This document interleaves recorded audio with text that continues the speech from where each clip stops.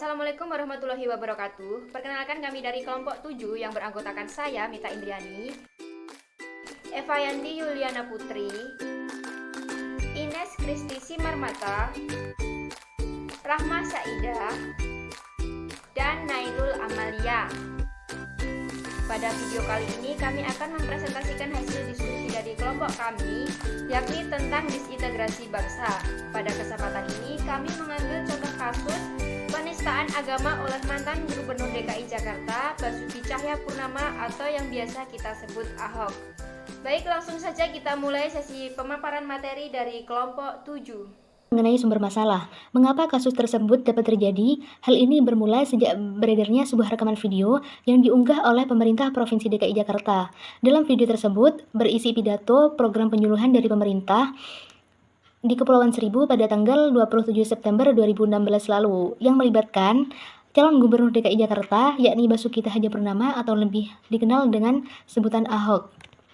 Video yang berdurasi beberapa menit tersebut berhasil menyeret calon gubernur DKI Jakarta sebagai tersangka atas dasar kasus penistaan agama.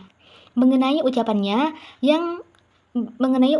bahwa Quran Surat Al-Maidah ayat 51 yang berbunyi bahwa umat Islam tidak boleh memilih pemimpin non-muslim adalah sebuah pembohongan dan pembodohan.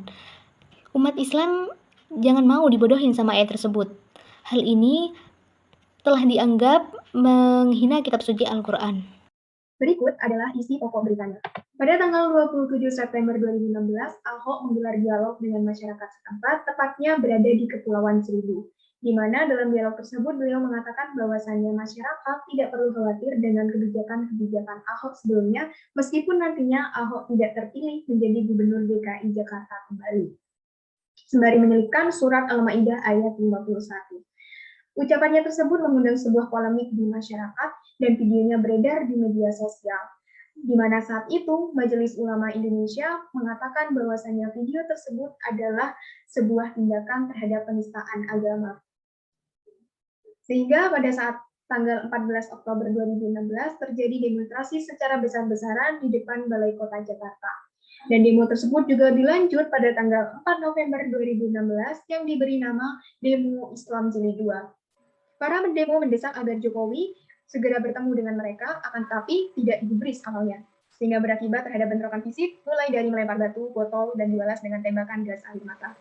Kondisi tersebut, Presiden Joko Widodo segera mengambil tindakan untuk rapat di istana dan meminta masyarakat untuk tetap tenang dan melakukan aktivitas sebagaimana biasanya. Hingga puncaknya, kasus ini, Ahok ditetapkan sebagai tersangka dan mundur dari kursi Gubernur DKI Jakarta periode kedua. Baik, yang selanjutnya saya akan menjelaskan kaitan kasus ini dengan jenis integrasi. Pada kasus penistaan agama oleh Ahok berkaitan dengan jenis integrasi bangsa. Karena bangsa Indonesia merupakan bangsa yang majemuk atau berbeda-beda mulai dari agama, budaya, maupun ras. Integrasi bangsa bisa terbentuk ketika masyarakat memiliki nilai toleransi terhadap perbedaan yang ada agar tidak terjadi masalah seperti kasus Ahok ini. Jika dianalisis, perbedaan agama ini seharusnya bisa menjadi penguat integrasi bangsa, bukan sebagai pemecah pemersatu bangsa.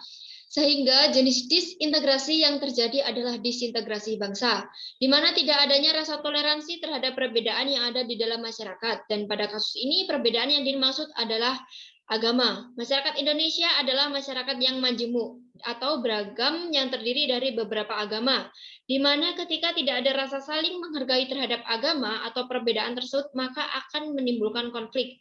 Akibatnya juga menyebabkan terjadinya perpecahan dalam masyarakat, di mana masyarakat merasa harus membela agama yang mereka anut. Akibat lainnya yang timbul dari disintegrasi ini adalah ujaran kebencian di mana-mana.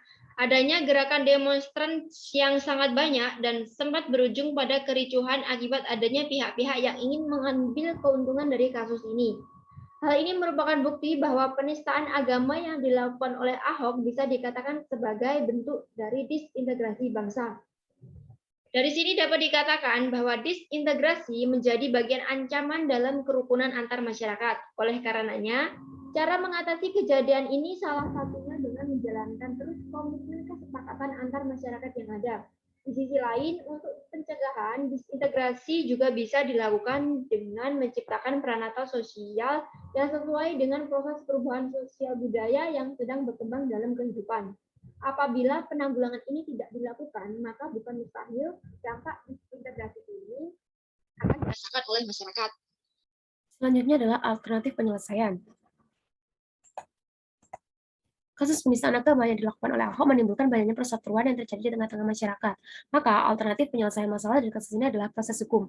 Atas tindakan yang dilakukan oleh Ahok, yaitu tindakan penistaan agama, keputusan akhirnya adalah Ahok dijatuhkan hukuman 2 tahun penjara.